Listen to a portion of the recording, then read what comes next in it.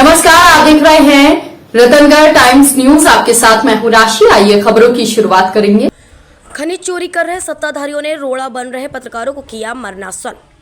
एरच झांसी पिछले सरकार में हो रहे अवैध खनन से त्रस्त जनता ने सुशासन एवं अवैध खनन का विरोध करने वाली सरकार को स्थापित किया, लेकिन बेतवा नदी का चीरहरण नहीं रुका। बावजूद पिछली सरकार से 2 कदम ज्यादा तादाद में नदियों का सीना चीर कर बीच धारा से पनडुब्बी लिफ्टर की मदद से बालू का खनन किया जा रहा है।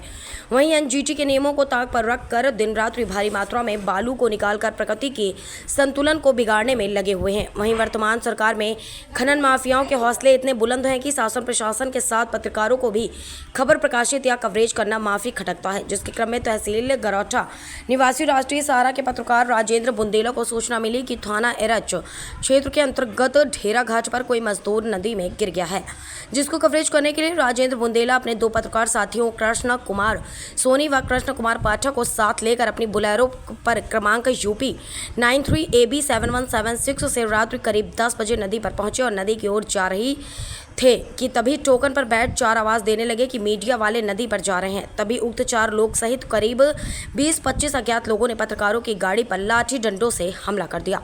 साथ ही पत्रकारों को कार से खींचकर धारदार हथियारों व बंदूक की पीट कर मरनासन कर दिया। साथ ही पत्रकारों को अपनी गाड़ी में डालकर अपहरण करने की नीयत से ले भागे। किसी तरह पत्रकार चलती हुई कार से बिना अपनी जान की परवाह किए नीचे कूद गए। जैसे ही सुबह पत्रकारों को घटना की जानकारी हुई तो संगठित होकर सीओ गरौठा सहित थाना एरच पहुंचे, जहां पर पुलिस द्वारा पत्रकारों को आश्वासन देते हुए पीड़ित पत्रकारों की लिखित तहरीर पर नरेंद्र राजपूत, मुकेश राजपूत, हेमंत राजपूत एवं अजय शुक्ला के खिलाफ सुसंगत धाराओं में मामला पंजीकृत किया गया। वहीं पत्रकारों में अवैध खनन माफियाओं के खिलाफ भारी नाराजगी देखने को मिली। साथ ही आर पार की लड़ाई लड़ने की चेतावनी दी। कहा है मुख्यमंत्री योगी आदित्यनाथ की चेतावनी। कहा है पत्रकारों को सुरक्षा देने की बात कहने वाले नेता और सरकार, सवाल तो खड़ा होता है। हाँ, आपके साथ क्या घटना हुई भाई? कुछ नहीं, रात में डेरा घाट पे फोन आया, पता लगा कि कोई लिफ्टर चला रहा था जो लड़का वो कूद गया है।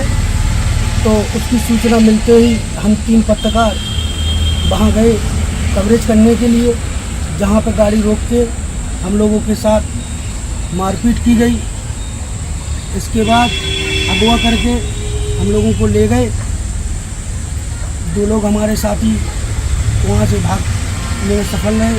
हम लोग को लेके और बोले जान से मार देंगे और हमारी क्या है तुम्हारे पास, तो हमारी जो जंजीर थी वो छीन ली और 3000 रुपये जो थे वो ले लिए लगभग।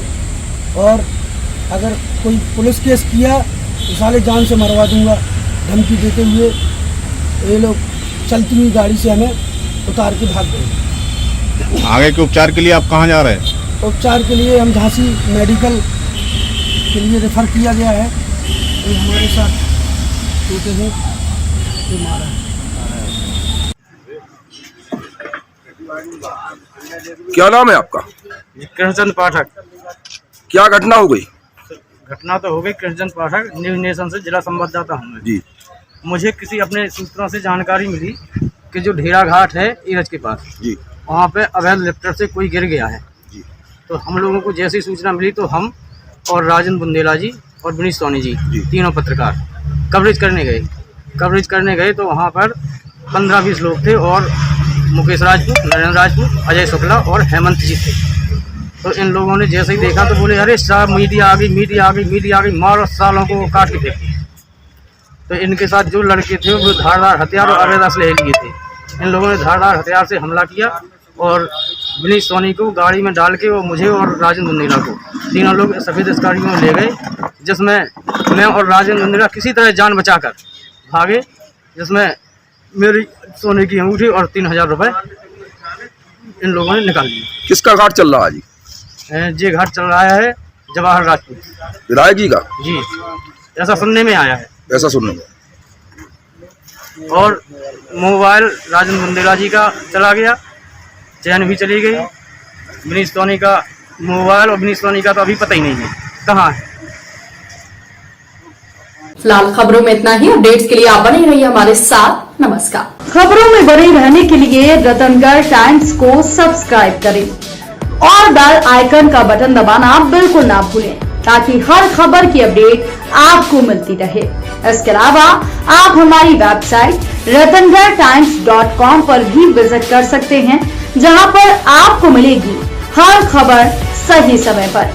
इसके साथ ही आप हमारे ऐप रतनगढ़ टाइम्स को भी डाउनलोड कर सकते हैं और प्ले स्टोर पर ये इजीली अवेलेबल हो जाएगा। इसके साथ ही आप इस ऐप को डाउनलोड कर आप सही समय पर अपडेट पा सकते हैं।